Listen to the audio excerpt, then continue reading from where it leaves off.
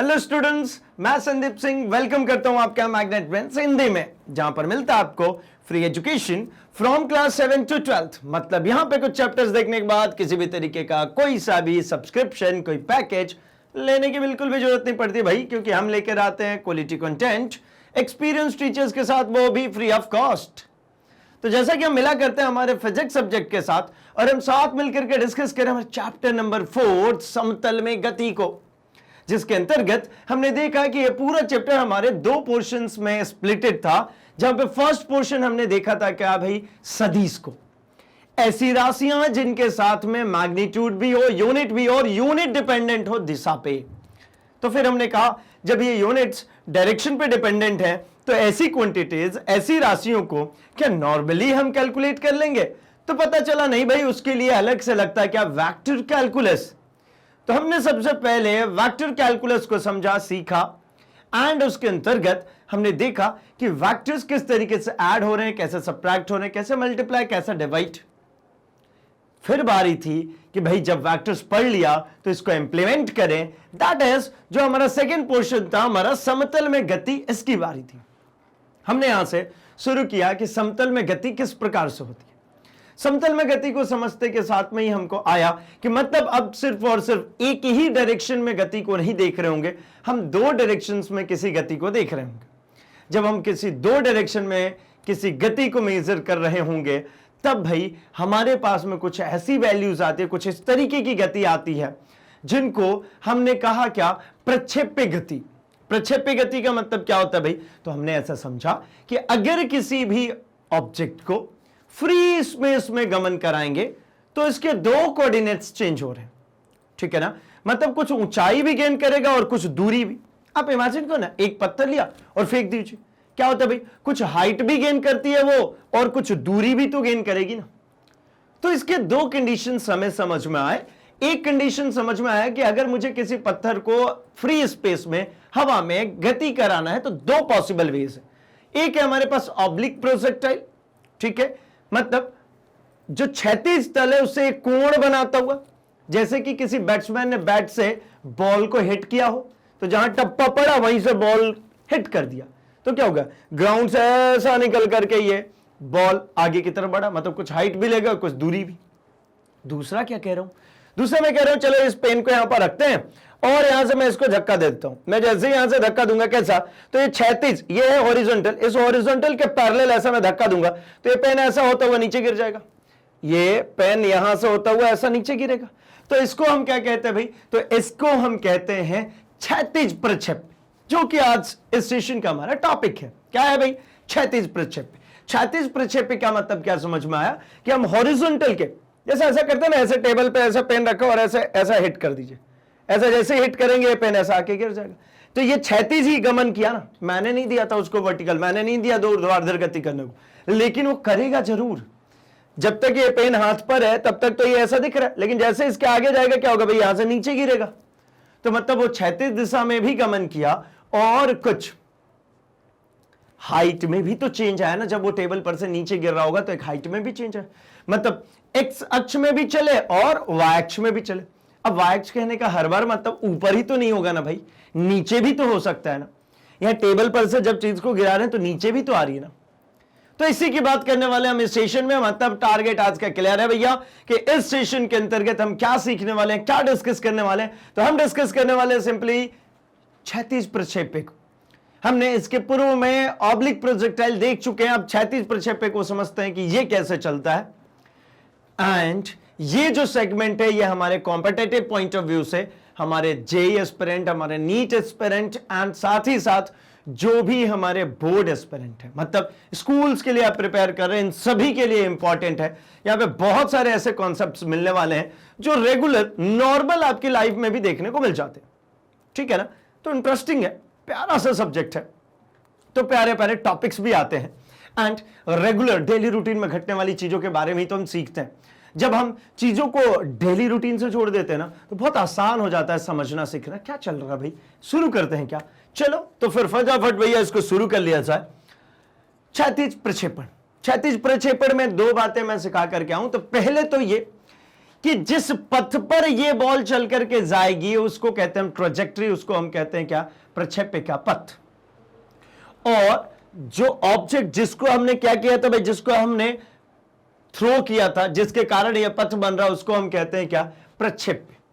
ये कुछ इस प्रकार से कार्यक्रम होना है। यहां पे देखिए एक डायग्राम आपको दिख रहा होगा, बट स्टिल मैं एक डायग्राम दूसरा बनाता हूं। ये मान लीजिए एक टेबल है ऐसा, ये एक टेबल है। इस टेबल के ऊपर रखिए यहां पर एक कोई भी ऑब्जेक्ट, सपोज मैंने रख दी एक बॉल, और इस बॉल पे मैंने एक फोर्स लगाया इधर की दिशा में, बिल्कुल क्षैतिज, बिल्कुल क्षैतिज। क्षैतिज मतलब क्या है, ये धरातल के क्षैतिज। ये बॉल इस टेबल के ऊपर रखा हुआ है और क्षैतिज दिशा में मैंने लगा दिया बल, तो ये बॉल क्या होगा भाई, तो ये बॉल यहां से गिरेगा। तो क्या यहां से गिरते समय ऐसा ही गिर जाएगा क्या? तो मैं कहता हूं नहीं, अगर मैंने इसको एक प्रारंभिक वेग दे दिया, इसको क्या दे दिया मैंने, एक प्रारंभिक वेग दे दिया। प्रारंभिक वेग मतलब इसको एक वेग दे दिया मैंने प्रारंभ में u, तो जैसे ही मैं एक प्रारंभिक वेग दूंगा तो ये बॉल की पोजीशन देखिए, पहले तो ये बॉल इसकी दिशा में यहां तक जाएगा, जाने के बाद में ये ऐसा गिर जाए। मतलब इस बॉल के अलग अलग जगहों पे अगर मैं लोकेशन बनाना चाहूं तो ये बॉल एक समय पे यहां आएगा, फिर ये बॉल यहां पहुंचा होगा, फिर ये बॉल यहां जाकर के ग्राउंड से टकरा जाएगा। मतलब हर समय यहां पर भी बात की जाए तो इस बॉल के ऊपर यहां पे क्या लगा था भाई, यहां पर एक लगा था u इनिशियल वेलोसिटी, प्रारंभिक वेग, जिसके कारण ये बॉल जब यहां पहुंचा तो इसकी दिशा देखिए ना, इसकी दिशा कैसी हो गई है, इसकी दिशा ये, यहां पहुंचा तो इसकी दिशा बदल करके ये हो गई, और यहां पहुंचा तो मतलब ये आकर के यही अपने धरातल पे आकर के टकरा गया। तो यहां क्षैतिज क्या है भाई, क्षैतिज क्यों कह रहे हो, क्षैतिज ये है ना, ये हमारी धरातल थी, ये थी इस डायरेक्शन में, ये मेरी धरातल है, इसी के दिशा में मैंने इसको प्रारंभिक वेग दिया। अगर आप यहां पे देखेंगे इसको, हमारे धरातल को, तो ये धरातल और ये u जो मैंने वेलोसिटी दिया है, ये दोनों एक ही डायरेक्शन में दिख रहा है, मतलब दोनों समानांतर है, दोनों पैरेलल है, इसीलिए इसको कहते हैं हम क्षैतिज प्रोजेक्टाइल। ठीक है ना, इसको हम क्या कहते हैं भाई, इसको हम कहते हैं क्षैतिज प्रक्षेपण, हॉरिजॉन्टल प्रोजेक्टाइल। इसमें एक बात बस समझने की है कि इसमें y एक्सिस में मतलब ऊपर की तरफ कुछ भी गमन, कुछ भी गति, कुछ भी नहीं हो रहा, ऊपर की तरफ कुछ भी नहीं हो रहा। लेकिन इसका यह मतलब नहीं है कि यहां पर जो ऊर्ध्वाधर गति है वो नहीं हो रही, ऊर्ध्वाधर गति हो रही। क्या होगा, ये यहां पर होगा तब भी इसके ऊपर g नाम का जो त्वरण है, गुरुत्वीय त्वरण काम कर रहा होगा। जब ये बॉल यहां कहीं पे भी पहुंची होगी तो यहां पर भी g गुरुत्वीय त्वरण काम करेगा, यहां पर भी g गुरुत्वीय त्वरण काम करेगा, और यहां पर भी g गुरुत्वीय त्वरण काम कर रहा है। ये गुरुत्वीय त्वरण g और मेरे द्वारा लगाया गया जो फोर्स, ये g का मतलब क्या होता है भाई, त्वरण मतलब होता है वेग परिवर्तन की दर। अल्टीमेटली इस वेग परिवर्तन की दर और यहां से जो मैंने इसको थ्रो किया इसकी वेग की परिवर्तन की दर, ये भी तो वेग परिवर्तन होगा ना जब मैंने इसको थ्रो किया। तो इन दोनों वेग परिवर्तन के दर के बीच में क्या दिख रहा है आपको, तो 90 डिग्री। अब इसको खत्म करने के लिए ये धीरे धीरे धीरे धीरे क्या करा, बोले भैया मैं तो हमेशा टूवर्ड्स टू द ग्राउंड ही रहूंगा। ये जो गुरुत्वीय त्वरण, ये जो जी दिख रहा है, ये क्या है, इसका नाम है गुरुत्वीय त्वरण। अब गुरुत्वीय त्वरण जो है यह सदैव कहां होगा भाई, तो पृथ्वी की केंद्र की ओर। तो बोले मैं नहीं बदलने वाला, आप जो है ना, आपको इधर की तरफ वेलोसिटी दे दी, इधर की तरफ आप एक्सीलरेट हो रहे हो, इधर की तरफ आप त्वरित हो रहे हो, आप बदल जाओ। क्यों बदल जाओ भैया, तो इसलिए बदल जाओ कि मेरी लाइन में आ जाओ, मेरी लाइन में अगर आ गए तो आप स्टेबल हो जाओगे। तो भैया पता चला कि यहां पर देखिए ना, यहां पर इन दोनों के बीच में कोण जो दिख रहा है 90, यहां देखा तो ये कोण क्या हो गया, कम हो गया, यहां गए तो ये कोण और कम हो गया, और यहां गए तो देखिए ना ये बॉल की चलने की दिशा और जो गुरुत्वीय त्वरण है वो दोनों सेम हो चुके हैं। और अगर ये आकर के धरातल पे आ चुकी है बॉल, तो ये बॉल रुक गई, अब नहीं चलेगी। अर्थात समझ में ये आया कि यहां पर अगर मैं इस जी को हटा, जी समझ में आ गया ना भाई, गुरुत्वीय त्वरण हर समय नीचे की तरफ काम कर रहा है। अब मैं यहां पर छोटी सी बात करता हूं, क्योंकि मेरे को वेक्टर कंपोनेंट्स ब्रेक करने, मैं ये कहता हूं जो मैंने इसको प्रारंभिक वेग दिया था उसके कारण कहीं भी एक क्षण पे, इस क्षण पे इसकी वेलोसिटी मैं मान लेता हूं एक्स एक्सिस के डायरेक्शन में ux है, तो y एक्सिस के डायरेक्शन में कितना हो जाएगा भाई, uy हो जाएगा। एक्स मतलब क्षैतिज तल के समानांतर कौन है, यू एक्स है, तो ऊर्ध्वाधर तल मतलब कितना हो जाएगा, यू वाई हो जाएगा। और यहां पर ये जो कोण है, कौन सा कोण, ये पहले और अब में देखिए अंतर आ चुका है, जो मैं आपको सिखा रहा था, समझा रहा था, अब इसको भूल जाइए, ये हो गया भैया, बात खत्म। अब हम बात करते हैं मैथमेटिकल कैलकुलेशन की। यहां पर ये कितना है भाई, थीटा। यहां पर भी जब मैंने फेंका है तो u वेलोसिटी से फेंका, यहां पर आया कितना हो गया, थीटा। अगर मैं इस कंडीशन में आकर के बनाने की कोशिश करूं तो यहां पर भी देखिए, यहां पर भी ये कितना हो जाएगा भाई, तो यहां पर भी अगर ध्यान से देखेंगे तो ये हो जाएगा मेरा ux, ये नीचे की तरफ हो जाएगा मेरा uy, और ये रहेगा मेरा थीटा। हमेशा जो क्षैतिज होती है उसके साथ में बना हुआ जो कोण होता है वही है हमारा क्या भाई, ux। अच्छा, अब यहां पर अगर आ गए तो यहां कंपोनेंट्स ब्रेक करने की जरूरत ही नहीं है, ठीक है। मतलब एक बात समझ में आ रही है कि भैया ये जो बॉल है ये नीचे की तरफ ऐसा क्यों गिरा, क्योंकि सभी जगह पे इस पे गुरुत्वीय त्वरण जी काम कर रहा था, इसलिए नीचे गिर रहा था। दूसरी बात यहां पे समझ में आ रही है कि जी अगर नीचे की तरफ काम कर रहा है तो भैया ये जो यू है, यू मतलब कौन भाई, तो प्रारंभिक वेग जिससे मैंने इसको थ्रो किया था, कैसा थ्रो किया था, तो क्षैतिज के बिल्कुल पैरेलल थ्रो किया था। तो जब जी नीचे खींचेगा तो इसकी दिशा सदैव मुड़ती रहेगी, सदैव बदलती रहेगी। कोई भी अगर वृत्ताकार पथ पे चल रहा है, वृत्ताकार कहने का सिर्फ मतलब ऐसा मत समझ के चलिए कि मैं ऐसा कुछ कहना चाहता हूं कि भैया ये बिल्कुल इस तरीके से है, कुछ ऐसा सी, मैं बिल्कुल ऐसा नहीं करना चाहता कि ये बिल्कुल इस तरीके से, नहीं, कर्व्ड भी है, ऐसा भी है। इसका मतलब क्या होता है, इसका सीधा मतलब अगर आप देखिए तो देखिए ना, यहां पर अगर कोई पॉइंट होगा तो इसका टेंजेंट इधर, यहां कोई होगा तो ये इधर की तरफ, अगर यहां कोई होगा तो ये यहां इधर की तरफ। चलो भैया नहीं बनोगे तो ऐसा बनो, ये देखिए,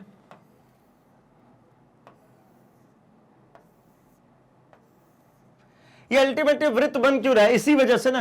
ये हर क्षण पे देखेंगे तो इसके टेंजेंट्स जो दिखेंगे आपको, ये टेंजेंट्स इस तरीके से दिखते रहेंगे, हर क्षण पे आप टेंजेंट्स देखेंगे। टेंजेंट्स की टेंजेंट्स मतलब क्या, ये सभी जो स्पर्श रेखाएं ये किसको बता रही है, दिशा को निर्देशित करिए। और हर बार देख रहे हैं आप, हर बिंदु पर दिशा क्या हो रही है, बदल रही है। यहां पर दिशा कुछ और थी, यहां कुछ और हुई, यहां कुछ और हुई, यानी हर सेकंड जो है इसकी दिशा जो हो रही है क्या हो रही है, बदलती चली जा रही है।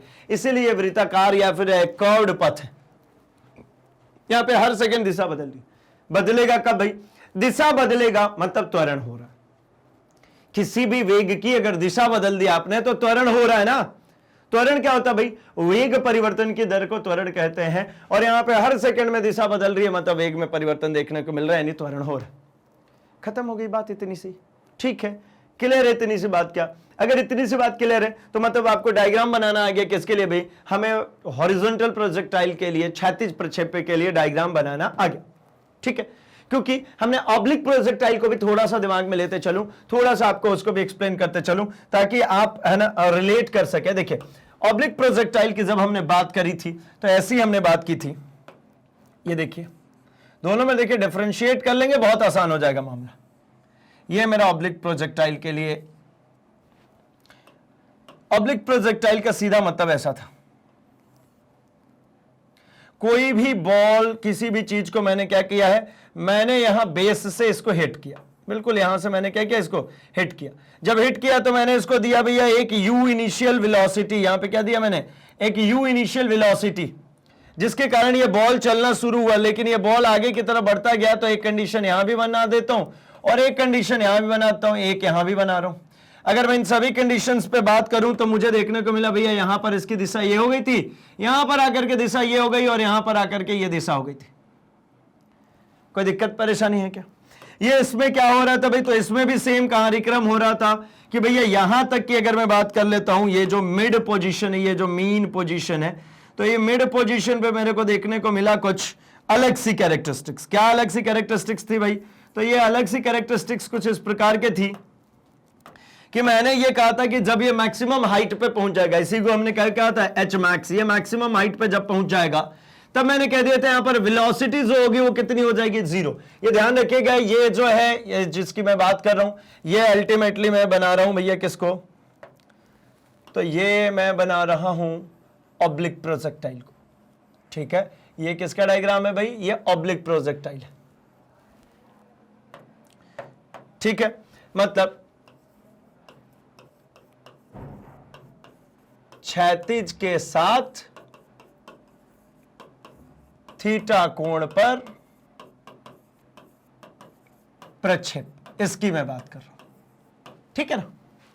नो डाउट चैप्टर जो टॉपिक चल रहा है वो वही चल रहा, लेकिन मैं इसको आपको रिलेट तो कराऊं तभी तो समझ में आ पाएगी बात। यहां v वेलोसिटी 0 होती थी, ये h max हो गया था, एंड हमने एक और बात कर ली थी कि भैया यहां से यहां तक की जो डिस्टेंस है ये यहां जाकर के वापस जब टकरा जाएगा तो ये जो दोनों डिस्टेंस है यहां से यहां तक के, इसको हम कहते हैं r। इसको हम कहते हैं भैया कि ये यहां आकर के ग्राउंड से टच हो गया, मतलब जो रिजल्टेंट है वो कितना हो गया, सॉरी जो रेंज है ये क्या हो जाएगा भाई, रेंज कहते हैं। रेंज का मतलब क्या हुआ, कितनी दूरी प्राप्त करी, ये h max का मतलब कितनी हाइट प्राप्त करी। तो हमें यह पता लगा कि अगर इसको u वेलोसिटी से यहां से फेंका गया था तो ये वापस जब यहां आकर के ग्राउंड पे जब टच हुई यहां पे, तो इसके पास इस क्षण में भी कितना था भाई, तो इसके पास में जो वेलोसिटी था वो u ही था, जिस वेग से चली उसी वेग से पहुंच गई। तो एक्स एक्सिस में आपको, एक्स अक्ष पर आपको जो देखने को मिला वो विस्थापन देखने को मिला, किंतु वाई अक्ष पे, ये वाई अक्ष पे जो विस्थापन देखने को मिला वो कितना मिला, 0। यहीं से चली थी यहीं आ गई, हाइट में कोई विस्थापन नहीं मिला, फाइनल 0 हो गया। फिर हमने कहा यहां से यहां तक जाने का जो टाइम पीरियड है ना, तो जितना यहां से हाफ चलने का लगेगा उतना ही ये बची हुई हाफ।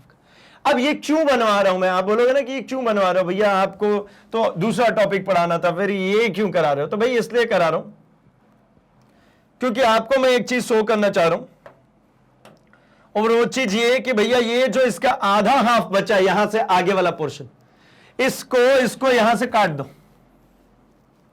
इसको अगर यहां से काट देते हैं तो मुझे क्या मिलेगा, तो अब देखिए ये मुझे यहां से अगर मैंने काटा हुआ हो तो मुझे मिल जाता है कुछ इस तरीके से, ये हो गया। अब मैंने इसके लिए एक बेस, एक रेफरेंस, यहां कहीं पे एक रेफरेंस, ठीक है, यहां से अब उस बॉल को मैंने फेंका है और बॉल जो है अब वो गति कर रही है इस तरीके से, ठीक है, थोड़ा और अच्छा बनाते हैं, कुछ इस तरीके से गति कर। अब फिर से अगर इसमें देखें तो देखो ना, मैं ये सेकेंड हाफ ही बनाऊंगा यहां पे, अगर मैं जो बना रहा हूं, मैं क्या कह रहा हूं, मैंने यहां पर इसको एक इनिशियल वेलोसिटी दी जिसको मैंने कहा u, तो मैंने तो इसके ऊपर इनिशियल वेलोसिटी दे दी भैया, ये हो गया u, लेकिन मैंने पाया कि भैया ये जो गेंद था यहां पे जो भी बॉल रहा होगा जिसको मैंने क्या किया है, मैंने इनिशियल वेलोसिटी देकर के इसको आगे बढ़ाया हुआ है, ये गेंद यहीं पे रख लेता हूं, इस गेंद को जिसको मैंने इनिशियल वेलोसिटी देकर के आगे बढ़ाया, ये गेंद के ऊपर हर क्षण क्या काम कर रहा है भाई, तो हर क्षण काम कर रहा है नीचे की तरफ जी। ये बॉल जब यहां कहीं भी पहुंचेगा, ये बॉल किसी क्षण यहां पहुंच गया तो यहां पर भी उसके ऊपर कौन काम कर रहा है, जी। अगर यहां पर पहुंचा तो यहां पर भी कौन काम कर रहा है, जी। तो चलिए इसके कंपोनेंट्स हम जरा बना करके देख लेते हैं। तो भैया जब ये यहां आया तो फिर से वही काम तो बनाऊंगा ना जो अभी मैंने ऑब्लिक प्रोजेक्टाइल में बताया आपको कि भैया यहां जब आ गया तो देखिए इसके पास में फिर से क्या होगा, तो इसके पास में ये हर जगह पे अपने डायरेक्शन चेंज करता है। ये देखिए ये डायरेक्शन इस दिशा में जाएगा, यहां जब आएगा तो इसकी दिशा ये हो चुकी होगी, ये सभी इसकी स्पर्श रेखाएं। अब ये अगर मान लीजिए मेरा जो u आ रहा था वो u रहा ये, तो यहां पर तो इसके दो कंपोनेंट्स ब्रेक हो जाएंगे ना, एक कंपोनेंट ये ux हो जाएगा और ये हो जाएगा मेरा uy, एक वर्टिकल और एक हॉरिजॉन्टल कंपोनेंट। जैसे कि अगर यहां मैं बात करता था तो मैंने इसके अंदर भी आपको समझाया कि भैया यहां से एक एक्सिस, एक जो है यहां पे u का एक कंपोनेंट इधर और एक कंपोनेंट ऊपर की तरफ हो जाएगा। जो राइट साइड में जो क्षैतिज के तरफ कंपोनेंट है उसको हमने कहा था ux और इसको हमने कहा था uy। जहां पे हमने देखा था ux जो है वो cos थीटा के बराबर है, मतलब u cos थीटा के बराबर है, एंड uy जो है वो क्या है भैया, तो वो u sin थीटा के बराबर। ठीक है, चलिए यहां पर भी सेम कार्यक्रम है, यहां पर ux आ गया और uy आ गया। तो चलिए ना शुरू करते हैं हम एक एक करके ux और uy को कैलकुलेट करते हैं। आइए देखते हैं।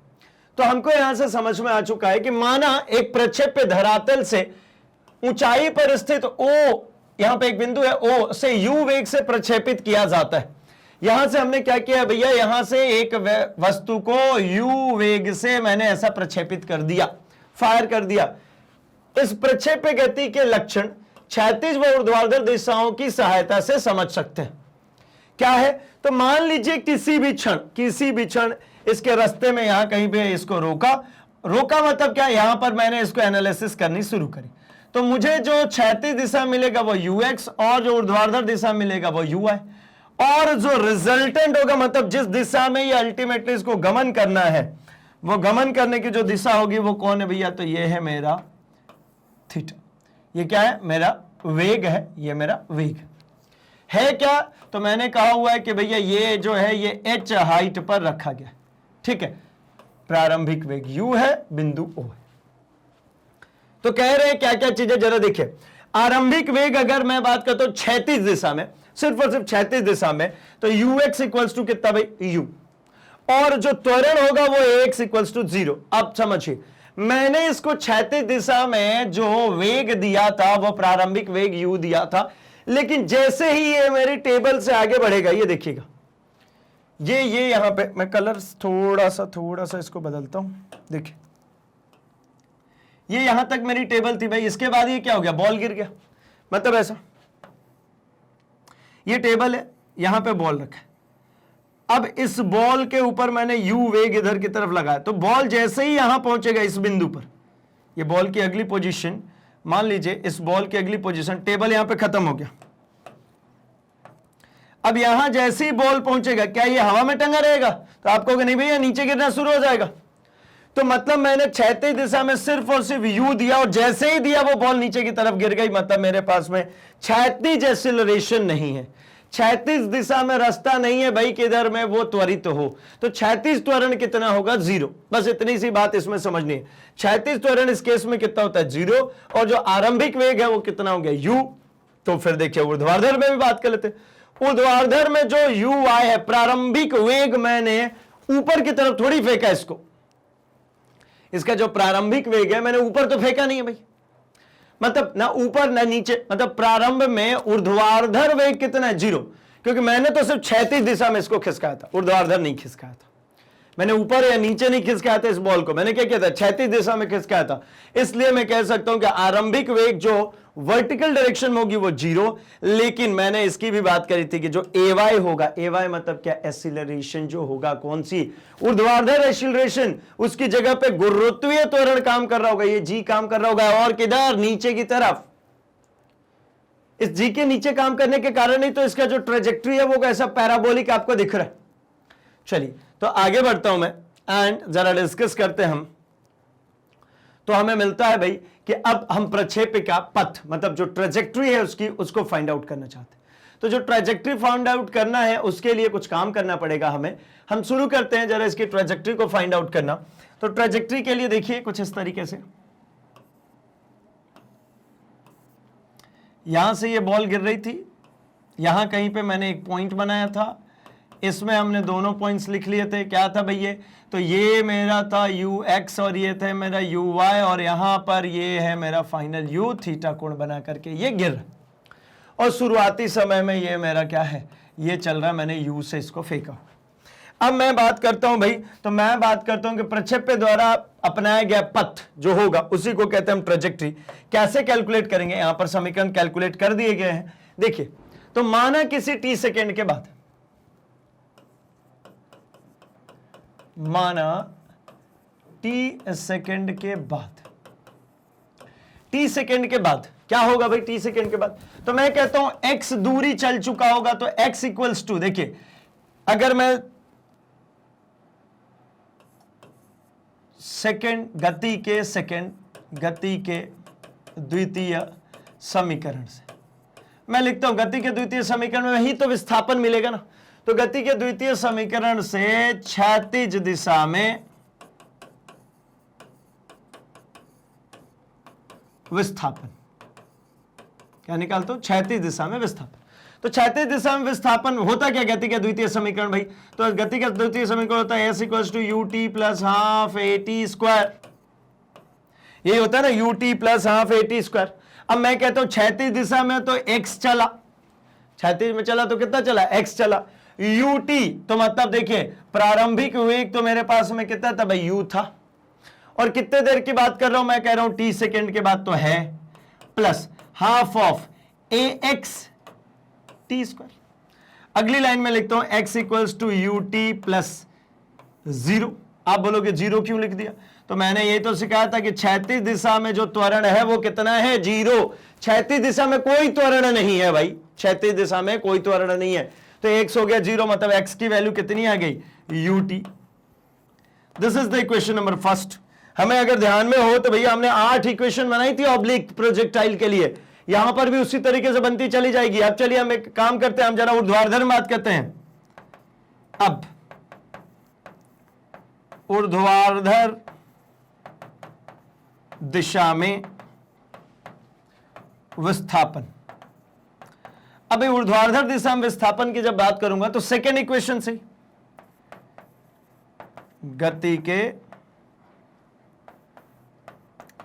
द्वितीय समीकरण से, तो गति का द्वितीय समीकरण क्या कहता है भैया? तो ये कहता है s equals to u t plus half a t square, लेकिन y एक्सिस में जब कैलकुलेट करना है तो मैं क्या लिखूंगा? y इक्वल्स टू, y अक्ष में जो विस्थापन होगा वो y इक्वल्स टू क्या भाई? तो भाई ये हो जाएगा u t, ठीक है ना? क्या हो जाएगा? u t, u कौन सा? तो u y लिख लूं, इसके लिए y लिख लेता हूं, u y t minus of half g t square. आप बोलोगे माइनस क्यों लगा दिया? भाई वो नीचे की तरफ तो चल रहा है, जी नीचे की तरफ लग रहा है ना, तो minus of g t square, ये हाफ ए टी स्क्वायर, ए की जगह पे माइनस ऑफ जी लिया हुआ है। अब हो गई बात खत्म क्या? तो मुझे पता है भाई कि प्रारंभिक वेग यू वाई की वैल्यू कितनी थी? 0। इनिशियल वेलोसिटी नहीं थी इसके पास, यू वाई की वैल्यू कितनी हो गई? 0। अगर आप चाहें तो इसको भी लिख लीजिए, ये यू एक्स लिख लेता हूं, जब यू एक्स की वैल्यू पुट करी तो यू आया, लेकिन यू आई की वैल्यू कितनी है? 0। तो ये तो 0 हो गया, मतलब y इक्वल्स टू क्या मिल गया? Minus half of g t square. क्या मिला? Minus half of g t square. Clear है तीसरी बात? तो देखिए हमने यहीं पर यही तो बात करी, हमने क्या कहा भाई? t सेकेंड की बात की जब बात करी तो t सेकेंड के बाद x कितना हुआ? तो x equals to u t. y कितना मिला? तो y मिला half of g t square. अब जरा हम बात करते हैं कि भाई इसकी ट्रेजेक्टरी, मतलब इसका पथ कैसा होगा, कैसा चलेगा, ये पथ कैसा होगा। तो जब इसकी ट्रेजेक्टरी निकालनी है तो जब मुझे t मिल गया तो मैं इस t में इसकी वैल्यू को रख करके कैलकुलेट कर सकता हूं, ठीक है ना? तो मैं एक काम करता हूं, मैं निकालता हूं जरा इसकी ट्रेजेक्टरी को। करना क्या होता है भाई? तो सिंपल सी बात है, यहां से t का मान निकालिए और इसमें रख देते हैं। यही है ना y equals to half of g t square, ठीक है? तो इसमें t के मान को रख देते। x इक्वल्स टू क्या मिला है मेरे को? ut। तो मैं यहां पर लिखता हूं, देखिए x इक्वल्स टू, देखिए इक्वेशन फर्स्ट से, समीकरण फर्स्ट से क्या है भाई? तो x इक्वल्स टू मुझे मिला है ut। मैं यहां से अगर काम करना चाहूं तो मैं लिख सकता हूं x upon u is equals to t। That means t equals to मिल गया मेरे को x अपॉन u, ये मिल गया मेरे को टाइम। अब मैं ये कहता हूं कि समय t का मान समीकरण 2 में रखने पर, अब समीकरण 2 क्या है भाई? तो y इक्वल्स टू है minus of half g t square. क्या है समीकरण 2? देखिए y equals to minus half g t square. तो minus half g t square में अगर मैंने इसको पुटअप कर दिया तो क्या मिल गया? ये y equals to minus of 1/2 g t square की जगह पर रखता हूं मैं क्या? x अपॉन यू, तो x अपॉन यू का स्क्वायर, मतलब y equals to minus half g x square upon u square. इसको भी एक नया इक्वेशन देना पड़ेगा, इसको इक्वेशन नंबर दे देता हूं मैं 3rd, this is equation number 4th, क्योंकि चलता जाएगा भाई। अब मेरे को यहां पे अगर ध्यान से देखूं तो मुझे जो मिला है ना, देखिए मैं यहां पर लिखता हूं y equals to minus of 1/2 जी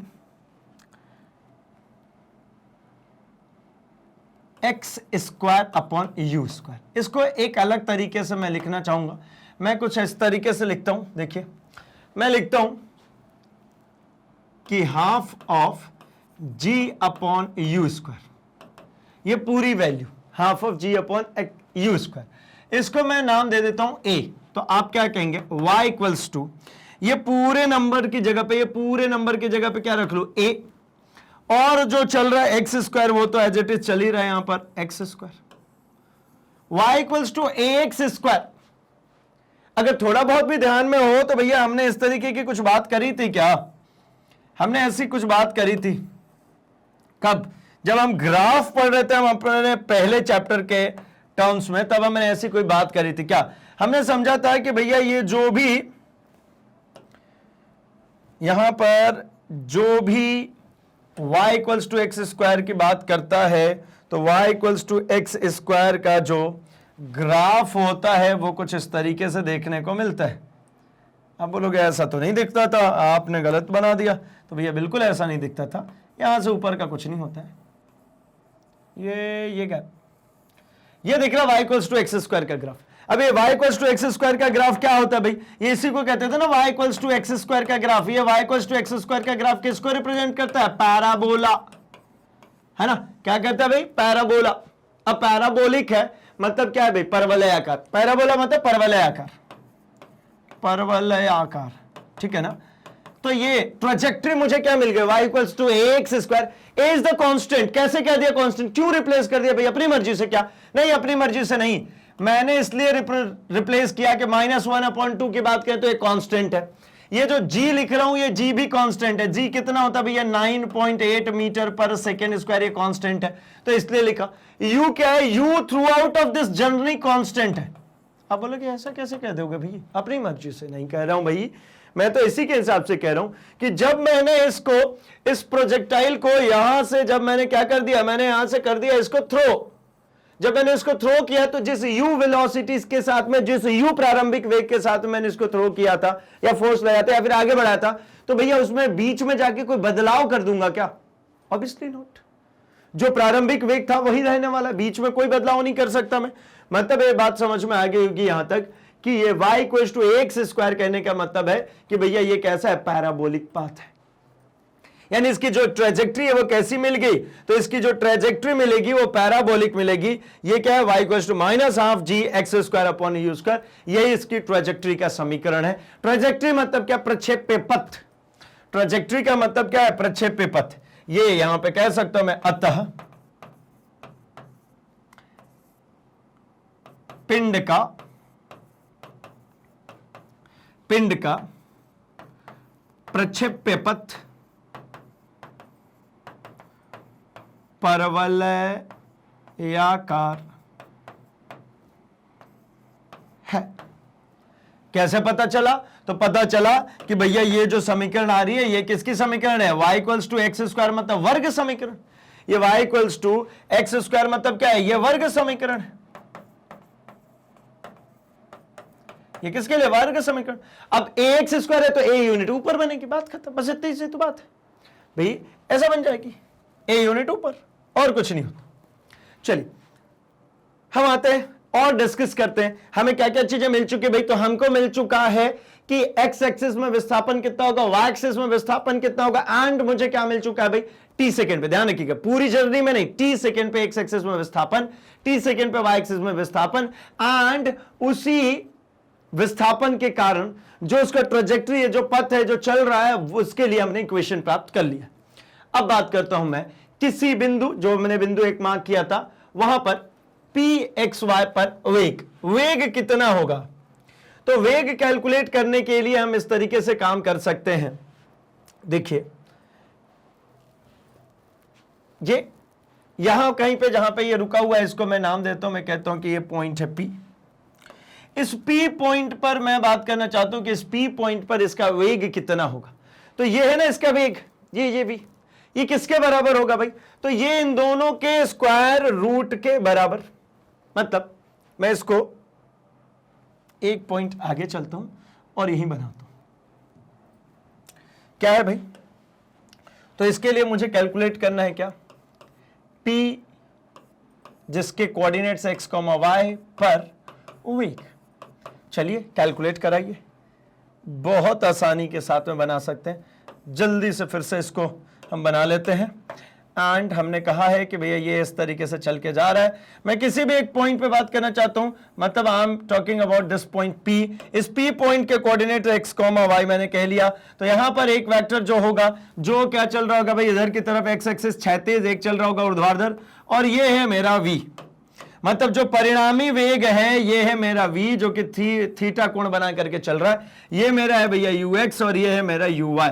तो ये v कितना हो जाएगा, तो v इक्वल्स टू कहेंगे कि भैया हो जाएगा अंडर रूट ऑफ क्या, तो अंडर रूट ऑफ vx का स्क्वायर, v क्यों, ux का स्क्वायर प्लस uy का स्क्वायर, ux का स्क्वायर प्लस uy का स्क्वायर, ये x square plus y square, यही तो होगा ना भाई। आप कहोगे कैसे कर लेते हो भाई, तो मैं ऐसे कर लेता हूं भाई। ये देखिए, ये अगर यहां पे एक परपेंडिकुलर ड्रॉ किया तो मतलब ये क्या बन गया, ये ऐसा एक त्रिभुज नहीं दिख रहा है क्या आपको, ये देखिए, ये है मेरा क्या भाई, ये है मेरा v। अगर मैंने इसको यहां से यहां तक ज्वाइन कर दिया तो इसको मैं कहता हूं ux, तो ये है ना मेरा uy। तो अगर ये ui है और ये v है तो ये v क्या हो गया, हाइपोटेनियस, ये 90 डिग्री हो गया। तो ये हाइपोटेनियस मतलब क्या भाई, ये कर्ण का स्क्वायर इज इक्वल्स टू लंब का स्क्वायर प्लस आधार का स्क्वायर। तो कर्ण बराबर अंडर रूट ऑफ आधार का स्क्वायर प्लस लंब का स्क्वायर, यही तो लिखे, under root of v square plus u square. अब हम एक काम करते हैं कि ये जब मुझे मिल गया तो t समय बाद क्षैतिज वेग, t समय के बाद जो क्षैतिज वेग होगा वो कितना होगा, तो t समय के बाद में जो क्षैतिज वेग होगा वो होगा vx इक्वल्स टू u के बराबर, ठीक है ना। t समय में कितना होगा, vx इक्वल्स टू u के बराबर। अब t समय के बाद ऊर्ध्वाधर वेग कितना होगा, मतलब हाइट पे कितना वेग होगा, तो भाई उसको निकालने के लिए क्या मिल जाएगा, सिमिलरली ये कैसे कर रहे हैं, ये वही चीज है, v equals to ut plus sorry v equals to u plus at। v equals to u plus at की जब बात करूंगा तो मैं बात करूं क्षैतिज मतलब vx की बात करूंगा तो मैं बात करूंगा यहां पर ux plus ax times of t। चूंकि मैं शुरू में ही सिखा चुका हूं कि भैया ax की वैल्यू इसमें कितनी चलनी है, 0, क्षैतिज त्वरण नहीं है। जब क्षैतिज त्वरण नहीं है तो vx equals to how much, that is ux। और ux की अगर मैं बात करता हूं तो मैंने इनिशियली इसको किस वेग से फेंका था भाई, तो u वेग से फेंका था, तो vx इक्वल्स टू u। ऐसे ही जब हम यहां पर बात करें तो यहां पर क्या लिखेंगे भाई, तो यहां पर लिखिए vy equals to u minus of u plus at होता है ना फर्स्ट इक्वेशन, ये किससे लिख रहे हैं, प्रथम समीकरण से। ये किससे चल रहा है, प्रथम समीकरण से। तो मैं यहां पे बात करता हूं प्रथम समीकरण से u प्लस at, तो अब यहां पर a की जगह पे कौन आ चुका है, तो minus of gt। t second की बात हो रही थी एंड इनिशियली ये कितना होगा भाई, तो ये होगा vy, कितना हो जाएगा vy। अगर ये vy हो गया मतलब vy इक्वल्स टू uy की वैल्यू शुरू में देखी थी हमने कि भाई uy की वैल्यू 0 है, प्रारंभिक वेग कितनी है, 0। प्रारंभिक वेग कैसी, क्षैतिज u और ऊर्ध्वाधर 0। ऊर्ध्वाधर में कोई वेग नहीं था, नीचे की तरफ गिरने के लिए हमने कोई वेग नहीं दिया था, वो तो g के कारण गिर रहा है, तो ये 0 हो गया मतलब माइनस ऑफ gt। ये मिल गया भाई ux और ये मिल गया यहां पर uy। अगर ये दोनों मिल चुके हैं तो चलिए इसमें बात कर लेते हैं यहां पे। तो v equals to how much भाई, under root of ux plus uy कही गई थी। अगर ये कही गई थी तो अंडर रूट ऑफ ux की वैल्यू कितनी मिली, तो u स्क्वायर प्लस ये माइनस ऑफ gt, मतलब under root of u square plus gt का स्क्वायर। ये मिल गया मेरे को v की वैल्यू, v मतलब u square plus g square t square. और अगर यहीं पे मैं कोण की बात करूं, कौन सा कोण, ये देखिए इस थीटा की मैं बात करना चाहता हूं, ये कोण कितना होगा, तो यहां पे tan थीटा की अगर आप बात करेंगे तो tan थीटा कितना लिखेंगे भाई, आप लिखेंगे ना ये uy अपॉन में ux, uy अपॉन में ux। ये थीटा है ना, तो इसके सामने की जो भुजा है ये लंब हो गई और ये आधार होगी, तो लंब बटा में आधार, लंब बटा में आधार, uy अपॉन में ux। अब uy और ux है कितना, तो यहां पे और लिख लेता हूं मैं, tan theta equals to ux sorry uy upon ux, uy upon में ux है ना, या vy अपॉन में vx लिख दीजिए, ठीक। तो ये कितना मिलेगा, मैं यहां vy लिखा, तो चलो vy अपॉन में vx, vy कितना मिला आपको, देखिए vy कितना मिला, माइनस ऑफ gt, और ux कितना मिला, तो ये मिला आपको u, तो मतलब मिल गया tan theta is equals to minus of gt upon में u। या फिर यूं कहूं तो मैं कह सकता हूं theta equals to tan inverse of minus gt upon में u। क्या बन जाएगा, tan inverse of minus g t upon में यू। तो मतलब यहां पे मुझे v equals to u square plus g t square, v equals to under root of u square plus g t square, यानी ये जो लाइंस मिली हैं इन लाइंस को और डिस्क्राइब कर लेता हूं, ठीक। तो tan theta is equals to मुझे जो मिला है वो मिला है यू वाई अपॉन में, मतलब वी वाई अपॉन में वी एक्स, मतलब minus of g t upon में यू, यानी थीटा इक्वल्स टू मिल गया है tan inverse of minus g t upon में यू। एक इक्वेशन ये बन गया, मतलब पीछे की तरफ अगर देखो तो मेरे हिसाब से 4 इक्वेशन बना चुका हूं मैं, 4 बन चुका है। यह आ चुका है मेरा कितना, नंबर 5th इक्वेशन, 5वीं इक्वेशन आ गई। अब ये वाले को भी बात कर लेता हूं मैंने बात करी थी v equals to under root of u x का स्क्वायर, या फिर लिख लो v एक्स का स्क्वायर प्लस वी वाई का स्क्वायर। तो v equals to under root of जो फाइनल टर्म मुझे मिला है u square plus g square t square. इसको समीकरण नंबर कितना दे दिया जाए, 6। यही मिला ना, यही मिला, ये result you square plus g t का स्क्वायर और tan inverse minus g t upon you, ठीक है। तो भैया सबको कलेक्ट भी करते चले, क्योंकि हमने आखिरी में क्या किया था, सबको सीरियल ऑर्डर में एक स्क्रीनशॉट लेकर के रख लिया था, जिससे कि हमको फाइनली आसानी हुई थी। मतलब पी पर मैंने वेग कैलकुलेट कर लिया, कितना, पी पर ये रहा वेग, और पी पर जो वेग की दिशा होगी, जो उसकी दिशा होगी वो दिशा ये कैलकुलेट हो गई थीटा, ये जो यहां पर दिशा है ये थीटा, ये भी कैलकुलेट हो गई, और ये जो वी है ये भी कैलकुलेट हो गया। अब बात करी जाए थोड़ी सी और आगे की तरफ, तो अब हम जरा देख लेते हैं इसको कि भाई इसका जो विस्थापन होगा, ठीक है ना, विस्थापन कितना होगा। तो विस्थापन को किस तरीके से लिख सकते हैं भाई, तो मैंने कहा कि कण का विस्थापन जो है एस विस्थापन हुआ x i cap plus y j cap, s i cap plus y j cap, तो कितना हो जाएगा भाई, तो under root of x square plus y square. अब x की वैल्यू क्या निकली थी, ut, और y की वैल्यू क्या निकली थी, हाफ जी टी स्क्वायर, ठीक है ना, यही मिला था शुरुआती समय में। तो विस्थापन मेरे को क्या मिल गया भाई, विस्थापन मिल गया ut I cap minus half of g T, ठीक है। ये कैसे कर रहा हूं मैं, तो ये करने का मेरा सिंपल सा लॉजिक है भाई, देखिए सब कंटिन्यूएशन में चल रहा है, तो मैं यहां पर लिखता हूं विस्थापन, यहीं पे कर लेता हूं मैं, विस्थापन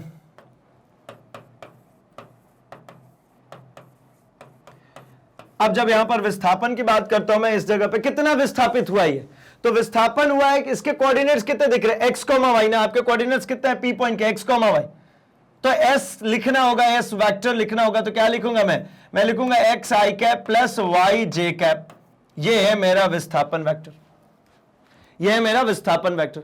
अब कोई मेरे से मांग रहा है कि भैया इसका कह दीजिए इसका परिमाण, तो परिमाण मतलब क्या, modulus of s vector, modulus of x vector क्या हो जाता है भाई, तो x square plus y square, क्या हो जाएगा, x square plus y square. अब एक्स स्क्वायर और प्लस वाई स्क्वायर अगर भूल गए तो चलिए प्रथम और द्वितीय समीकरण पे, ठीक है, ये फर्स्ट और सेकेंड इक्वेशन देखिए, फर्स्ट और सेकेंड इक्वेशन क्या दिख रहा है, x equals to u t और y equals to minus half of g t square, x equals to u t और y equals to minus half of g t square. तो मैं यहां पर लिखता हूं समीकरण 1 तथा 2 से, चूंकि इस यहां पर लिखा नहीं है तो दोबारा से लिख देता हूं, x इक्वल्स टू मुझे मिला था ut, ये समीकरण 1 था, और मुझे जो मिला था y equals to minus half of g t square, ये मेरा समीकरण 2 था। इन दोनों समीकरणों को s में रखिए तो आपको क्या देखने को मिल जाएगा, तो आपको मिल जाएगा modulus of s is equals to under root of x square, मतलब ut का square plus half of g t का square plus half of g t का स्क्वायर, तो minus half of g t का स्क्वायर, एस इक्वल्स टू क्या मिल गया, minus half of g t का स्क्वायर, ठीक है, चलेगी इतनी सी बात। चलिए, तो यहां तक अगर पिक्चर क्लियर है, ठीक है ना, यहां तक की अगर बातें क्लियर है तो हम बढ़ते हैं आगे की तरफ एंड देखते हैं जरा अगले पॉइंट को। अगला पॉइंट क्या कह रहे हैं भाई कि आप उड्डयन काल निकालिए, आपने विस्थापन निकाल दिया, आपने उसके ट्रैजेक्टरी निकाल दिया, तो ये और बता दीजिए कि भैया ये कितनी दूर, मतलब कितनी देर तक हवा में रहेगा। तो कितनी देर तक हवा में रहेगा, इस बात को ज्ञात करने के लिए सबसे बढ़िया तरीका मुझे है कि मेरे पास में जो इक्वेशंस गिवन है उसी इक्वेशन को यूज करता हूं और मैं कह देता हूं कि अधिकतम ऊंचाई पर जो मेरा वेग मतलब v जो होता है, फाइनल वेलोसिटी जो होती है, वो हो जाती है भैया 0। और अगर वेग को 0 कर देता हूं मैं, तो मुझे मिल जाता है भाई क्या, तो मुझे मिल जाती है उस समय पे कि कितना अधिकतम इसकी ऊंचाई है। तो चलिए भाई लिखते हैं हम जरा सेकेंड इक्वेशन को। सेकेंड इक्वेशन क्या होगी भाई, तो होती है मेरी s equals to u t plus half of a t square. अब मुझे क्या करना है भाई, तो मुझे ऊर्ध्वाधर गति के लिए बात करना है, ठीक है ना। ऊर्ध्वाधर गति के लिए जब मैं बात करूंगा, उड़ान काल किसके लिए आएगा भाई, उड़ान काल ऊर्ध्वाधर के लिए आएगा। ये देखिए ये चल करके यहां तक गिरी, तो मतलब ये पूरे जर्नी में यहां से यहां तक आने में लगा हुआ समय ही कहलाता उड़ान काल। उड़ान काल का मतलब क्या भाई, कि जब मैंने इसको थ्रो किया था तब से और धरातल पे आकर के टकराने के समय, मतलब थ्रो किया जब मैंने इसके ऊपर यू वेग दिया था, प्रारंभिक वेग, तब से धरातल से टकराने के बीच में लगा हुआ जो समय है उसी को हम कहते हैं क्या, इसी चीज को हम कहते हैं भाई हमारा उड़ान काल। उड़ा कितनी देर, उड़ान काल। तो भाई मैं मान लेता हूं, चलिए मैं अलग टर्म्स की बात करूं, तो मैं कहता हूं कि एच हाइट जो है, एच जो है इसकी क्या हो गई, एच हाइट तक ये नीचे की तरफ चल कर क्या है, तो ये नीचे की तरफ आया, इसलिए मैंने लगा दिया नेगेटिव ऑफ एच। चलो भैया यू प्रारंभिक वेग भाई हाइट के लिए, ऊंचाई के लिए जब चल रहा है तो कितना है, तो ये लिख लेता हूं मैं वी वाई, ये यू वाई से लिखा था, यू वाई लिख लेता हूं, u y times of t plus 1/2। नीचे की तरफ जब ये पिंड जैसे मान लीजिए यहां पर भी है, तो इस पर क्या काम कर रहा है, जी नीचे की तरफ काम कर रहा है भाई। त्वरण कौन है यहां पर, तो यहां पर गुरुत्वीय त्वरण है। ये कौन है, ये जी गुरुत्वीय त्वरण। तो ए की जगह पे क्या हो गया, minus of g t square. Now can we return as like u y की वैल्यू कितनी है भाई, 0। ये कहेंगे कैसे, तो भाई वर्टिकल ऊर्ध्वाधर दिशा में मैंने कोई गति नहीं दी थी, यू वाई की वैल्यू 0 है, तो minus h equals to how much, ये यू वाई वाला टर्म पूरा 0 हो गया, तो बच्चा क्या, minus of 1/2 g t square. ये नेगेटिव से नेगेटिव कैंसिल हो गया, 2 को इधर भेजिए तो क्या बचा, 2h is equals to g t square. यूं कहूं g t square is equals to 2h, या यूं कहूं t square is equals to 2h upon में जी, या फिर कह लू t equals to under root of 2h upon g. क्या बचा, under root of 2h upon में जी। ये हो गई बात, ये आ गया under root of 2h upon में जी। यही है हमारा उड़ान काल, 2h under root of 2h upon g. तो चलिए इसको भी रख लेता हूं मैं, उड़ान काल यहीं पर रख लेते हैं। उड़ान काल कितना, तो उड़ान काल को मैंने अगर टाइम से डिनोट किया तो under root of 2h upon में जी, ये होता है हमारा उड़ान काल। ये बहुत इंपॉर्टेंट उड़ान काल है भैया इसके लिए, ठीक है ना, क्योंकि जब हमने इस ट्रेजेक्टरी की बात करी थी, मतलब जब हमने ऑब्लिक प्रोजेक्टाइल की बात करी थी, तो ऑब्लिक प्रोजेक्टाइल के समय पे अगर आप यहां पर देखेंगे, देखिए जब हम ऑब्लिक प्रोजेक्टाइल की बात करें तब यहां पर देखेंगे, तो यहां से यहां तक हाफ ऑफ द टाइम को टी कहते थे, तो ये बचे हुए हाफ ऑफ टाइम को टी, मतलब टोटल टाइम पीरियड कितना था, 2t।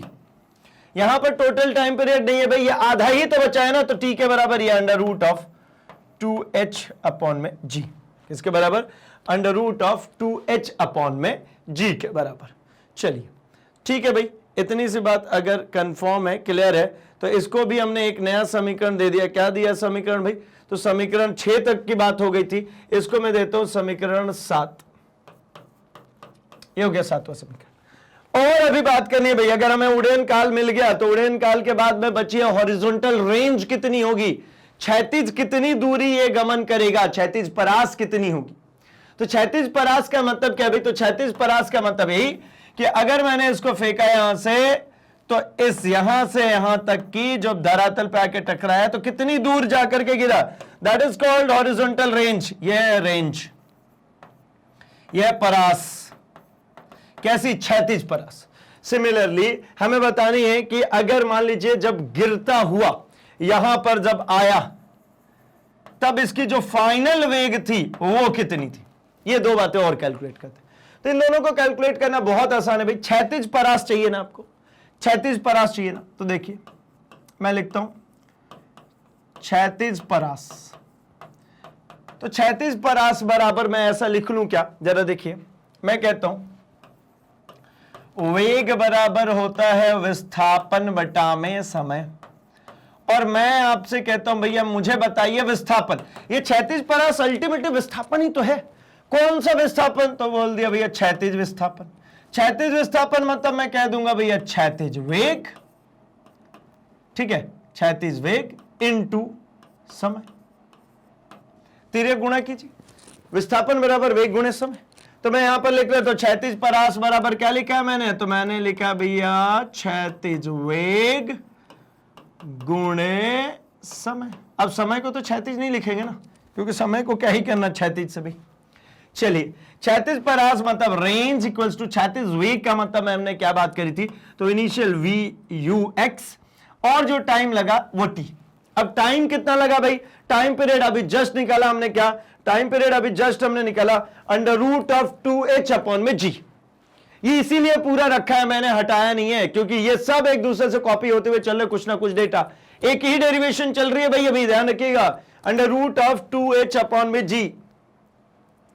तो खत्म कर दीजिए ना बात, क्या ux into under root of 2h upon में जी, ये हो गया मेरा horizontal range, u into under root of 2h upon में जी।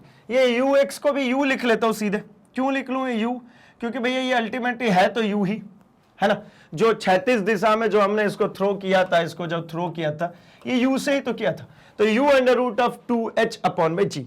ये क्या मिल गया मुझे, मिल गया यहां पे मुझे क्षैतिज परास, यहीं पे लिख लूं क्षैतिज परास, ये हमारा यहां पर उड़यन काल चल रहा था, यहां पर आ गया मेरे पास में क्षैतिज परास, और क्षैतिज परास कितनी देखने को मिल गई भाई, तो क्षैतिज परास की वैल्यू मुझे मिल गई r equals to u under root of 2h upon में जी। अब एक टॉपिक और आने वाला है भाई, तो चलिए इसके लिए और काम कर लो, ऊंचाई पर वेग कितनी होगी, मतलब जब ये चल के आ रहा होगा तो इसकी वेग कितनी होगी, कब, जब ये आकर के धरातल से टकरा जाए, मतलब यहां से जब चल के आ रहा है तो फाइनल वेलोसिटी अल्टीमेटली क्या होगी। तो फाइनल वेलोसिटी निकालने के लिए भी हमारे पास तरीका है, क्या भाई, तो हमें यह पता है v square minus u square equal to 2gh कह लेता, या 2as लिख लेता, चलो जो नॉर्मल होता वही लिख लेता। अब मेरे पास में यहां पर क्या है, तो मैं कहता हूं क्षैतिज नहीं, मेरे पास अभी ऊर्ध्वाधर चाहिए, हाइट से जब गिर रहा फाइनली कितने की वेलोसिटी से आके जमीन पर टकरा जाएगा, ये निकालना है। तो v को यहीं रखिए, v स्क्वायर कर दीजिए, u को उधर भेजूंगा तो ये क्या हो जाएगा भाई, तो ये हो जाएगा हमारा uy का स्क्वायर, अटा ags, इसको ऐसा भी लिख सकते हो ना, ये देखो ना, ऐसे भी लिख सकते हो, ऐसे लिख लो 2as, तो ये 2 तो 2 का 2 है ना, 2 का एज इट इज 2 है मेरे पास। अब एक ही जगह पे मेरे पास क्या आ चुका है भाई, तो माइनस ऑफ जी, और h की जगह पे क्या आ चुका है भाई, तो माइनस ऑफ h, ऊपर से ये जो नीचे की तरफ आ रहा है ये क्या हो गया, माइनस ऑफ h, और g तो नीचे की तरफ काम कर ही रहा है, तो फाइनली मुझे यहां से क्या मिल गया, तो यहां से मुझे मिल गया vy is equal to uy का स्क्वायर, अच्छा uy का स्क्वायर मतलब u, यहां पे फिर से uy का स्क्वायर, प्रारंभिक वेग कौन सी भाई, ऊर्ध्वाधर में वो 0 होती है, तो ये तो 0 हो गई, तो अल्टीमेटली क्या मिला, minus into minus into minus, ठीक है, अंडर रूट ऑफ, या फिर पूरा ही लिख लेता हूं, ये क्या मिल गया 2gh, प्लस ही था, ये माइनस और माइनस प्लस 2gh मिल गया, मतलब vy इज इक्वल टू क्या मिल जाएगा, प्लस माइनस ऑफ 2gh, ये रूट हटा देंगे ना, क्या मिल जाएगा, vy equals two plus minus of 2gh। तो इसको और रख लें, ये क्या है भाई, तो फाइनल वेलोसिटी, अंतिम वेग vy is equals to under root of, या फिर सीधे 2gh,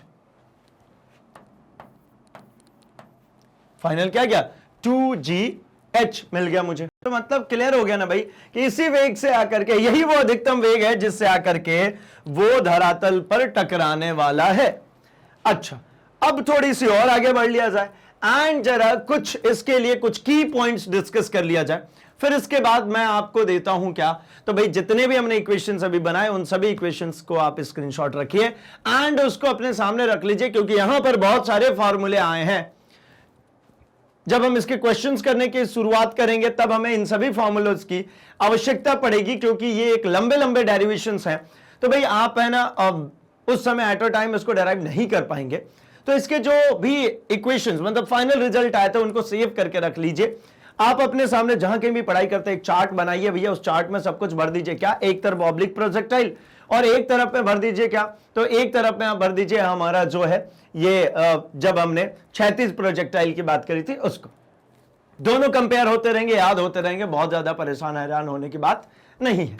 ठीक है, चलिए तो भाई हम जरा बात कर लेते हैं इसके अंतर्गत कुछ की पॉइंट्स की अल्टीमेटली ये क्या क्या चीजें कह रहा है।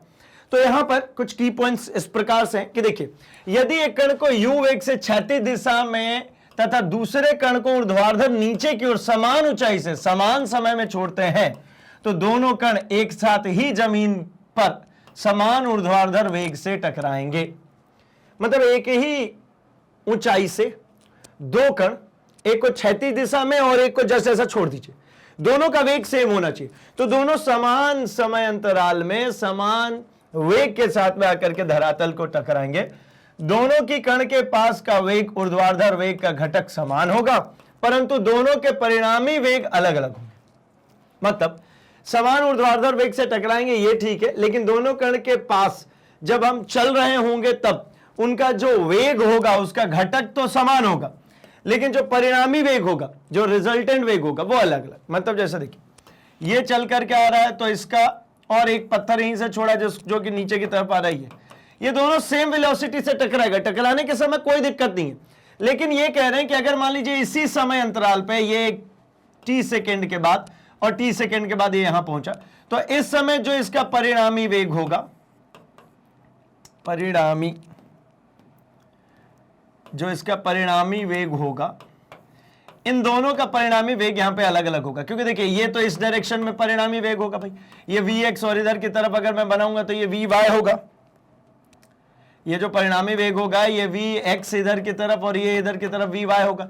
इसमें ऐसा कुछ नहीं है, नीचे की ही दिशा में चले जा रहे हो, जो v है वही है। लेकिन जब यहां टकरा रहा होगा तो टकराने के समय दोनों का वेग समान हो जाएगा। अगला क्या कह रहे, समान ऊंचाई से गिराने पर एक कण व क्षैतिज प्रक्षेपित दूसरे कण के सापेक्ष वेग एक समान समय के बाद वे एक ही रेखा में गति करते हैं और पथ सरल रेखीय होती है। एक समय के बाद देखिए, इस समय के बाद देखिए ये भी सीधे सरल रेखा में नीचे और ये भी सीधे सरल रेखा में नीचे की तरफ गमन करी। थोड़ी देर के बाद दोनों कैसे दिख रहे हैं? एक समान सरल रेखा में गमन करते हुए दिख रहे हैं। ठीक है ना? थोड़ा और अच्छे से बनाऊं तो ये देखिए, अब इनको देखिए, इसके बाद से देखिए, इसके बाद के नीचे को देखिए, ये दोनों समान सरल रेखा में नीचे की तरफ गमन कर रहे हैं। तो मतलब दोनों समान सरल रेखा में गमन करते हैं। ठीक है, अगला एक और पॉइंट देखिए, एक कंडीशन। मान लीजिए ये एक हाइट है, इस हाइट से हमने ये बहुत सारे कणों को फेंक दिया, वी वी वी वी सबकी वेलोसिटी सेम है, एक को यहां से ऊपर की तरफ और एक को सीधे यहां से नीचे की तरफ भी फेंका, तब क्या होगा? यदि बहुत सारे कणों को एक समान वेग से फेंका जाए तो ये सभी जमीन पर एक समान वेग से टकराते हैं, पर अलग अलग समय में टकराएंगे। यहां जमीन पे जब आकर के टकराएंगे ना, यहां पे जब टकराएंगे जमीन से, तो इनके टकराने का जो वेग होगा वो वेग समान होगा। और क्या होगा वो वेग? तो 2gh के बराबर। किसके बराबर? ये 2gh, ये भी 2gh, ये भी 2gh, सभी 2gh। लेकिन समय अंतराल अलग अलग हो सकती है, समय अंतराल जो है ये अलग अलग हो सकती है। जैसे देखिए, कण एक के लिए समय सबसे कम लगेगा। कण एक के लिए कौन सा? कण एक की है ना, इसको समय कम लगेगा ना, ये तेजी में नीचे की तरफ दिख रहा है, ये जल्दी गिरेगा। लेकिन कण दो के लिए समय अधिक लगेगा, इसको मैंने ऊपर की तरफ फेंका था, तो इसके लिए दो के लिए समय अधिक लगेगा। लेकिन एक बात ध्यान रखिए, यहां से जिस वेग से फेंका गया इन सभी को, वो वेग तो समान रहने वाला है ना। अगर समान वेग से फेंका गया है तो यहां टकराएगा तो 2gh से टकराएगा। ठीक है, अब इसमें बात समझिएगा क्या हो रहा है, क्यों हो रहा है ऐसा, क्यों ये कंडीशन हो रही। तो इसमें देखिए, यहां पर जो वेग है इसकी कोई रोल ही नहीं है। जो प्रारंभिक वेग है u v, उसका कोई रोल ही नहीं है। सिर्फ और सिर्फ किससे मतलब है भाई? तो हाइट से। सिर्फ और सिर्फ किससे मतलब है? ऊंचाई से। तो सभी को एक समान ऊंचाई से फेंका गया है ना। ये हाइट अगर कांस्टेंट हो जाए, v इक्वल्स टू मैं कह रहा हूं 2gh है, इसमें 2 ऑलरेडी कांस्टेंट है, g जो है ये भी कांस्टेंट है, गुरुत्वीय त्वरण, मतलब v डायरेक्टली प्रोपोर्शनल टू हो गया भैया h। जो परिणामी वेग, जो अंतिम वेग जिसे टकराना है, वो वेग किसके समानुपाती है? ये समानुपाती हो गया ऊंचाई के। अब ऊंचाई नहीं बदल रही, अब ऊंचाई बदल ही नहीं रही है, तो भैया समान ही तो रहेगा। अगर हाइट सबके लिए सेम हो गया तो ये भी सबके लिए क्या हो जाएगा? सेम हो जाएगा। कोई दिक्कत परेशानी आई थिंक नहीं होनी चाहिए। चलिए जरा हम कुछ क्वेश्चंस कर लें क्या? तो देखिए एक क्वेश्चन ले लेते हैं। 490 मीटर ऊंची पहाड़ी के शिखर से एक प्रक्षेप्य को 98 मीटर पर सेकंड के वेग से दागा जाता है, ज्ञात कीजिए। क्या क्या? ये एक पहाड़ी की ऊंचाई है। ये कितनी ऊंचाई भैया? तो ये 490 मीटर हाइट है। ये पूरी जो हाइट है कितनी होगी? 490 मीटर। यहां से क्या कह रहे भाई? एक प्रक्षेप्य को फेंका गया है, यहां से एक प्रक्षेप्य को फेंका गया है, और इसका जो प्रारंभिक वेग है, मतलब u का जो मान है, वह है 98 मीटर पर सेकंड।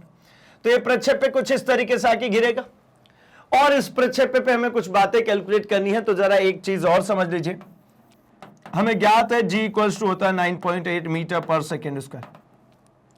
जो इसके ऊपर, जो प्रक्षेप्य के ऊपर गुरुत्वीय त्वरण लगेगा, वो g होगा 9.8 मीटर पर सेकेंड स्क्वायर। h का मान इन्होंने कही दिया 490 मीटर, और यहां पर u का जो मान है वो दे दिया गया 98 मीटर पर सेकेंड। अब कैलकुलेशंस की बारी है। सबसे पहले धरातल तक पहुंचने में लगा समय। ठीक है, सबसे पहले क्या है भाई? धरातल तल तक, मतलब जमीन पर आने तक लगा समय। ये क्या होता है भाई? तो इसको हम कहते हैं उड्डयन काल। इसको हमने क्या नाम दिया? उड्डयन काल। उड्डयन काल का हमने जस्ट फॉर्मूला अभी यहां पर देखा हुआ है। क्या है भाई उड्डयन काल? t equals to under root of 2h upon g, 2h upon g. t equals to under root of 2h upon में g, under root of 2h upon में जी।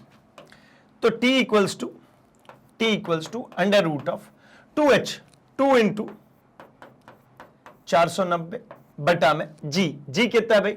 तो ये है 9.8। कितना है? 9.8। अच्छा, अब जब इसको हम कैलकुलेट करेंगे तो ये कितना हो जाएगा भाई? तो अगर यहां पे मैं एक छोटी सी बात और कर लूं, तो ये जो नीचे की तरफ जी काम कर रहा है, मतलब ये भी कैसा हो जाएगा भाई? तो इसको मैं कह सकता हूं कि ये नेगेटिव हो जाए, और ये भी कैसा हो जाए? नेगेटिव हो जाए। तो इन दोनों का यहां पर भी अगर आप नेगेटिव और नेगेटिव रखेंगे तो अल्टीमेटली कैसा दिख जाएगा? पॉजिटिव। चलेगा ना? तो मैं हटा ही देता हूं, कंफ्यूजन क्यों पालूं, मैं सिंपली रख दी। अब जरा इसको कैलकुलेट कीजिए, कितना आएगा? अगर इसको ऊपर लेकर के चले गए ये 10, ठीक है, तो ये अल्टीमेटली जो मुझे दिख पा रहा है 98 से ये 5 बार में तो कट जाना चाहिए, है ना? 5 बार में कट जाएगा। 48 और 45 और 4 49, बिल्कुल कट जाएगा। 5 दूनी 10 इंटू 10, मतलब अंडर रूट ऑफ कितना आ गया भाई? Under root of 100। तो जो t का मान आएगा फाइनली वो कितना आ जाएगा? t का मान आ जाएगा 10 सेकेंड। कितना आ गया? 10 सेकेंड। मतलब उड्डयन काल जो ये मांग रहे, लगा हुआ समय मांग रहे थे, वो कितना आएगा? 10 सेकेंड आएगा भैया। 10 सेकेंड में वो जमीन से आकर के टकरा जाएगी। सेकेंड क्वेश्चन की बात करते हैं। सेकेंड क्वेश्चन में कह रहे हैं पहाड़ी से लक्ष्य की दूरी, पहाड़ी से जो लक्ष्य है जहां पे इसको मारा गया है उसकी दूरी। तो पहाड़ी से लक्ष्य की दूरी मतलब यही ना, हॉरिजॉन्टल रेंज।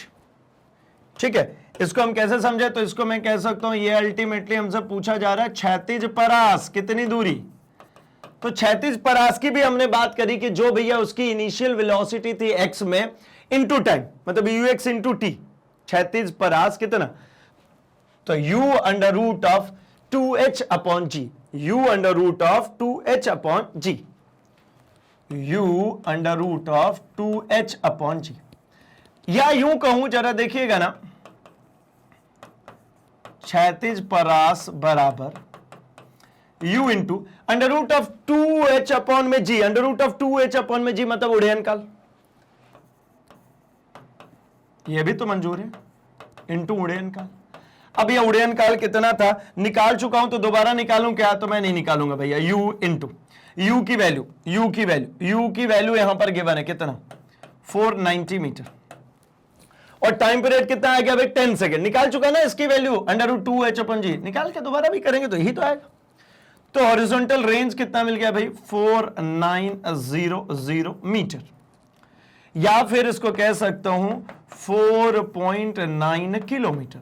मीटर में ही रहने दीजिए, वैसे मैं निकाल जरूर दिया, मीटर में रहने दीजिए, 4900 मीटर, इतनी दूरी तक ये तय करेगा। अब तीसरा कह रहे धरातल पर प्रक्षेप्य तक पहुंचने का वेग। जब धरातल पे यहां पे जब पहुंचा होगा तो इसका वेग कितना होगा, मतलब ये कह रहे हैं धरातल पर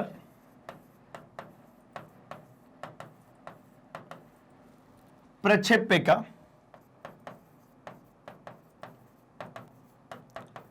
वेग, मतलब जो हमने ये अभी निकाला Vy का जो मान निकाला, ये जो सबसे लास्ट में अंतिम वेग कितना हो गया 2gh, मतलब इसको ऐसा लिख लेता हूं, अंतिम वेग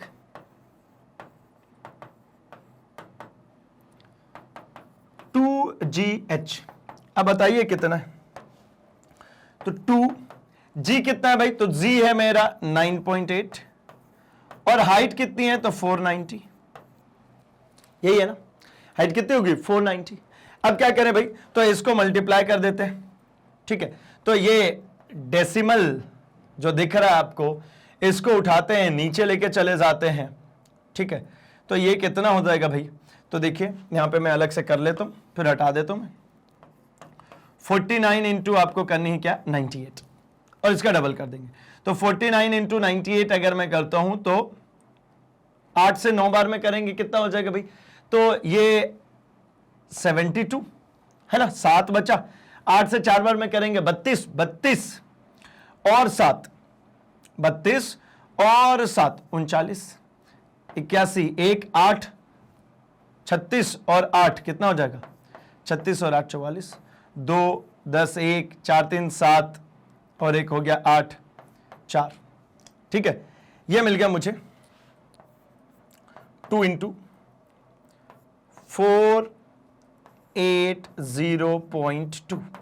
अब इन दोनों का गुणा कर दीजिए, तो ये कितना हो गया भाई, तो ये हो गया 2 दूनी के 4 0 8 दूनी 16 का 6 हासिल 1 है ना, और 4 दूना 8 और 1 9, ये इतना मीटर प्रति सेकेंड, ये क्या हो गया इतना मीटर प्रति सेकेंड इसका अंतिम वेग देखने को मिलेगा। Vy जो मिलेगा ये मुझे देखने को मिला 960.4 मीटर पर सेकेंड, इतने के वेग से आकर के यहां पर ये टकरा जाए, ठीक, चलिए क्लियर है भाई, यहां तक की बात समझ में आ चुकी होगी है ना। तो मैं स्क्रीनशॉट्स के लिए अब एक बार आपको ऑप्शन दे दूं कि भैया आप फटाफट इसको चाहें तो रख लीजिए।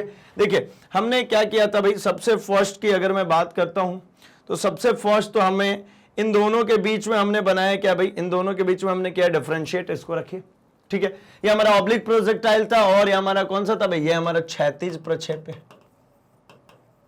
ये है मेरा क्षैतिज प्रक्षेप्य, ठीक है। फिर हमने क्या काम किया भाई, तो क्षैतिज प्रक्षेप्य जैसे ही हमें निकला हमने कैलकुलेट किया क्षैतिज प्रक्षेप्य की जो ट्रेजेक्टरी है वो जो होगी वो परवलयाकार होगी, पैराबोलिक होगी, ये रहा, इसको भी रख लीजिए आप। चलिए आई होप कि हो चुका होगा, आगे बढ़ता हूं मैं। अगर आगे बढ़ते हैं तो ये हमने कैलकुलेट किया भाई क्या, उसकी जो ट्रेजेक्टरी निकाली थी फाइनली, मतलब जो वैल्यूज कैलकुलेट किया था ट्रेजेक्टरी के लिए, ये रहा। आगे बढ़ता हूं मैं, अगले में हमने बहुत सारी वैल्यूज कैलकुलेट करी भाई, जो फाइनल वेलोसिटी किसी एक पी पॉइंट, किसी भी पी पॉइंट पे, अंतिम नहीं, जब जमीन पे जाके टकराया नहीं, जमीन पे जब जाके टकराया तो ये रहा, लेकिन जब हम बीच में कहीं भी एक पी पॉइंट पे थे तब उसकी वेलोसिटी और उसकी दिशा हमने कैलकुलेट कर ली, मतलब through out of the journey कहीं पे पता करनी हो कि क्या वेलोसिटी से चल रहा होगा तो ये रहा फॉर्मूला। फिर हमने उसके लिए निकाला कितना विस्थापित हुआ होगा, ये भी बनाया। फिर हमने क्या निकाला भाई, उसका उड्डयन काल, फिर उसका क्षैतिज परास और अंतिम। अगर यहां तक ये हो जाए तो भैया हमने यहां तक कि हमने पूरी वैल्यूज कैलकुलेट कर ली है, इसको आप स्क्रीनशॉट में रख सकते हैं। चलिए तो भाई जो हमने टारगेट सेट किया था वो कंप्लीट हो चुका होगा अब तक, है ना, हो ही गया ना, क्योंकि हमने जो समझा था कि भैया हमको ऑब्लिक प्रोजेक्टाइल के बाद अब बात करनी थी हमारी हॉरिजॉन्टल प्रोजेक्टाइल, क्षैतिज के लिए, क्षैतिज प्रक्षेप्य के लिए, तो क्षैतिज प्रक्षेप्य के लिए भी हमने बात कर ली, ठीक है। मतलब समतल में गति के जो दो पॉसिबल वेज थे उन दोनों पॉसिबल वेज के हमने डिस्कशन कर लिया। इसी तरीके बाकी कोर्स कंटेंट के लिए आप क्या कर सकते हैं भाई, तो आप जिस किसी भी गैजेट से पढ़ाई करते होंगे, अगर आप चाहें तो अपने डेस्कटॉप से, अपने फोन से, टैबलेट से, जिस किसी भी चीज से आप पढ़ाई करते होंगे भैया, आप उसके अंदर में हमारा ऐप डाउनलोड कर सकते हैं। आप सीधे वेबसाइट से भी जा सकते हैं magnetbrains.com। साथ ही साथ आप हमको YouTube, Facebook, Instagram, Twitter and Telegram हर जगह से फाइंड आउट कर सकते हैं। भाई हमें ढूंढना बहुत ही ज्यादा आसान है, ठीक है, क्योंकि यहां पर हम जो प्रोवाइड करते हैं आपको सब कुछ क्वालिटी कंटेंट प्रोवाइड करते हैं। एंड सब कुछ होता कैसा भैया, बिल्कुल 100% फ्री। मतलब यहां पे कोई बाय नाउ का ऑप्शन नहीं आता, कोई कूपन कोड का ऑप्शन नहीं आता, कुछ भी नहीं आता। प्रोवाइड क्या करता है भैया मैग्नेट ब्रेन्स, तो मैग्नेट ब्रेन्स लेकर के आता है आपके लिए CBSE English and Hindi both medium, Hindi medium भी और इंग्लिश मीडियम भी। और सीबीएसई का मतलब एनसीईआरटी को फॉलो करते हैं। एंड किसी भी स्टेट बोर्ड से हो आप, आपकी जो बुक्स होती हैं वो एनसीईआरटी ही बेस्ड हैं। तो भाई ये पूरे लेक्चर्स, पूरी कार्यक्रम, सब कुछ कैसा आता है, एनसीईआरटी बेस्ड। मीडियम दोनों ही, हिंदी और इंग्लिश। सिमिलरली अगर आप एनटीएससी, ओलंपियाड या फिर सीयूईटी, आईआईटी, जेईई, नीट की प्रिपरेशन कर रहे हैं तो भी आपको magnet brains quality content provide कराता है। आपको अपने सेगमेंट को चयन करना होता है। यहां से आपको ऑप्शंस मिलते हैं जहां पे आप अपने सेगमेंट को चयन करते हैं और जैसे अपने सेगमेंट को चयन करते हैं आपकी क्लासेस देखने को मिल जाती है। साथ ही अगर आप यूपी बोर्ड या बिहार बोर्ड से हैं तो भैया आपके लिए तो एक्सक्लूसिव प्लेलिस्ट देखने को मिल जाता है। यहां से स्पोकन इंग्लिश अगर चाहते हैं, अंग्रेजी बोलना चाहते हैं भैया, इसकी भी समाधान है मैग्नेट ब्रेन्स पर। साथ ही साथ सिर्फ इतना ही नहीं, अगर आप bank, insurance, RRB, SSC, UPSC, CIIB, JAIIB की प्रिपरेशन करिए तब भी आपको परेशानी होना है, वो भी कंटेंट मैग्नेट ब्रेन्स प्रोवाइड कराता है आपको। क्योंकि हम सब कुछ प्रोवाइड करते हैं, पता है कैसा, हाई क्वालिटी एजुकेशन के लिए। तो भाई अभी के लिए क्या करेंगे, अभी के लिए आप सिंपली इस वीडियो को लाइक कर दीजिए, चैनल को सब्सक्राइब कर लीजिए, क्योंकि जितनी भी डिस्कशन मैंने करी वो सभी चीजें मैग्नेट ब्रेन्स पर ही आती हैं। एंड साथ ही साथ भैया इसको शेयर कर दीजिए, क्योंकि हम लेकर के आते हैं आपके लिए quality content from class 7 to 12th experience teachers के साथ में। बने रहिए हमारे साथ, हम मिल रहे हैं अभी इसी चैप्टर्स के साथ में जो कि हमारा समतल में गति, अपने नेक्स्ट सेशन में। तब तक के लिए थैंक्स फॉर वॉचिंग।